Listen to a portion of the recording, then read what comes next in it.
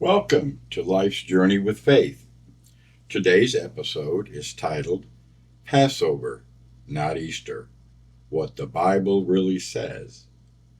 What if what most of us have celebrated for years was never actually commanded in the Bible?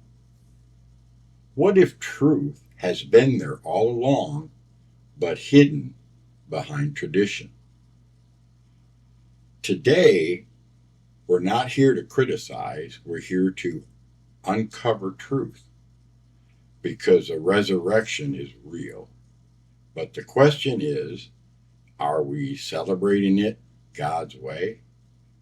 Today's episode is one that may challenge you, but it'll also strengthen you. Because we're asking a serious question. Did Easter come from the Bible or somewhere else? Let's start with Scripture, not tradition. In the Bible, God established specific appointed times. In Leviticus chapter 23 tells us, not holidays created by man, but holy days created by God.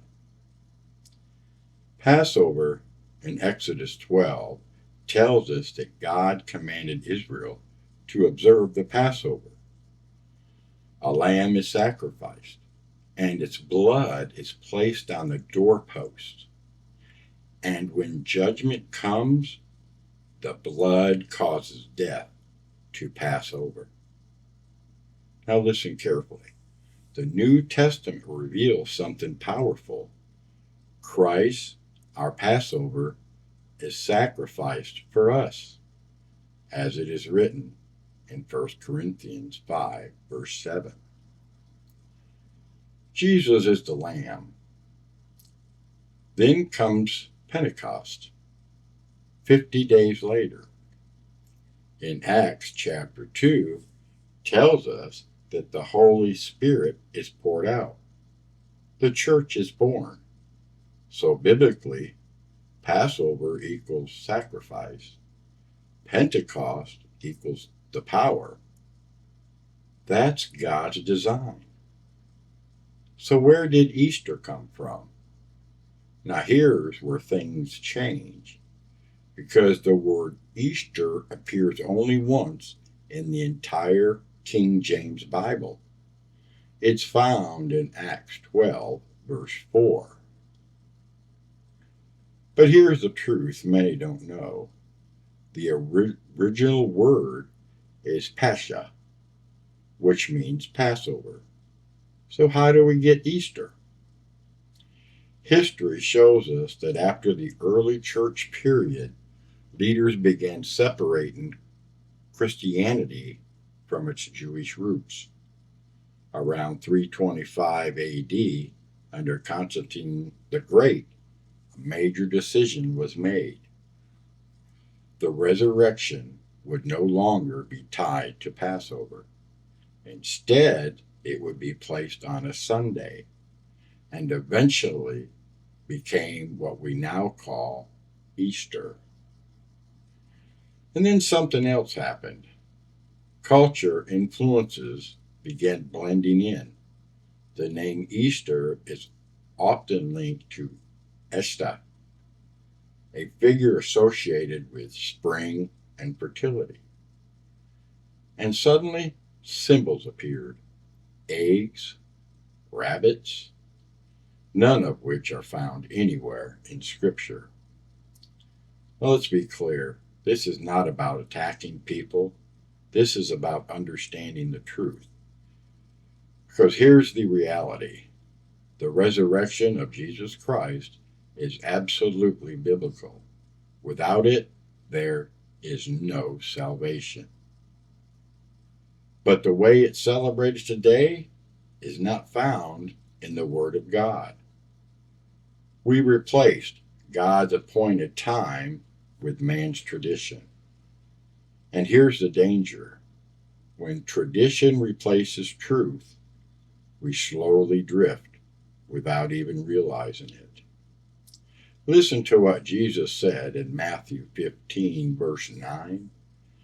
In vain they do worship me, teaching for doctrines the commandments of men. God never asked for eggs. He asked for obedience. God never asked for rabbits. He asked for remembrance.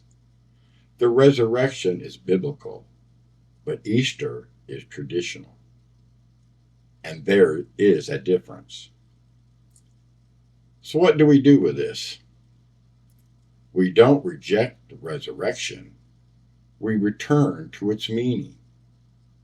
We remember the lamb that was slain, the blood that was shed, the victory over death, and we honor it, not just with a day, but with our lives, because this was never meant to be a holiday.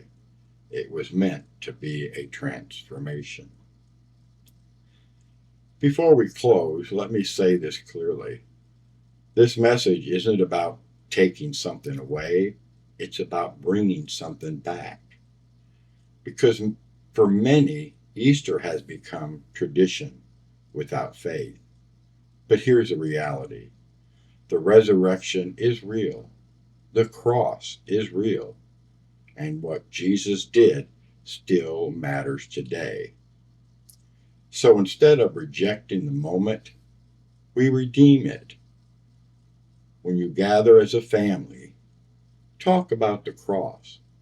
When you celebrate, make sure Christ is at the center.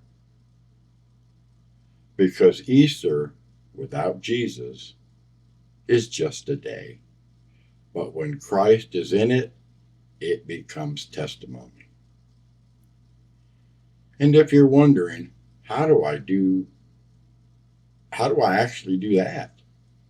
How do I take what I've talked about today and apply it to my home, with my family? I want to help you with that. I have a video out called Keeping Christ in Easter, where I take you through simple, powerful ways to teach your children the truth while still letting them enjoy the moment. Because we don't just want to celebrate, we want to understand. Thanks for watching this episode of Life's Journey with Faith. This is Eddie, reminding you, be guided by truth and keep walking in faith. God bless.